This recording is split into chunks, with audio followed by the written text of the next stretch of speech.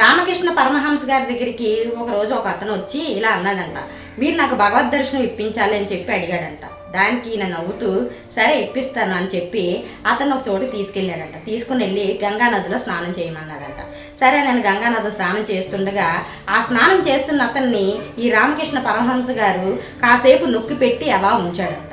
ఉంచిన తర్వాత కాసేపు అయిన తర్వాత మళ్ళీ పైకి తీశాడంట. తీగానే ఇతను ఆ నొక్కి పెట్టి ఉంచిన దీని మీద ఉక్కిరి బిక్కిరికి అన్నాడంట, ఏంటి స్వామి నన్ను ఇలా నొక్కి పెట్టి ఉంచేశారు, నేను నా ప్రాణం కోసం చాలా తప్పించుకోవాల్సి వచ్చింది, చాలా తపన పడ్డాను అని చెప్పి అని అన్నాడంట.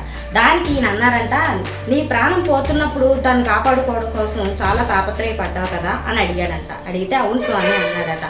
ఆ తాపత్రయం భగవంతుడి కోసం చూపించు, అప్పుడు నేను చూపించేది భగవంతుడిని, ఆయనే నీ దగ్గరికి వస్తాడని చెప్పాడంట.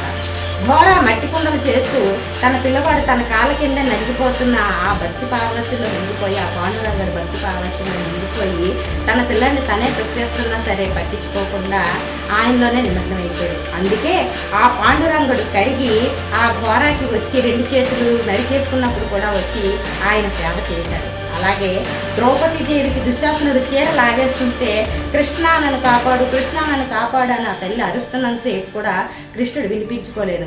ఒక్కసారిగా ఆ మహాసాధ్వి 2 చేతులు పైకెత్తి కృష్ణ అన్యదా శరణం నాస్తి త్వమేవ శరణమ్మవ అని చెప్పి ఆ తల్లి 2 చేతులు జోడించి నీవు తప్ప నాకు ఇంక దిక్కు లేదు కృష్ణ అని చెప్పి ఆ తల్లి 2 చేతులు జోడించి అడగగానే పరమాత్ముడు శ్రీకృష్ణ భగవానుడు దిగి ఆ తల్లికి సహాయం చేశాడు.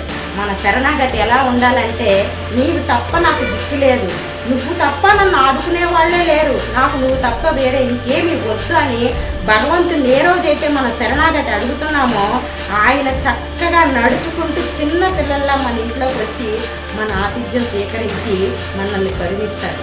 అది భగవదార్థం, అదే భగవంతుడంటే, అదే భగవత్ ప్రేమ అంటే. నేను చెప్పే కథ మీకు నచ్చినట్టయితే లైక్ చేయండి, షేర్ చేయండి.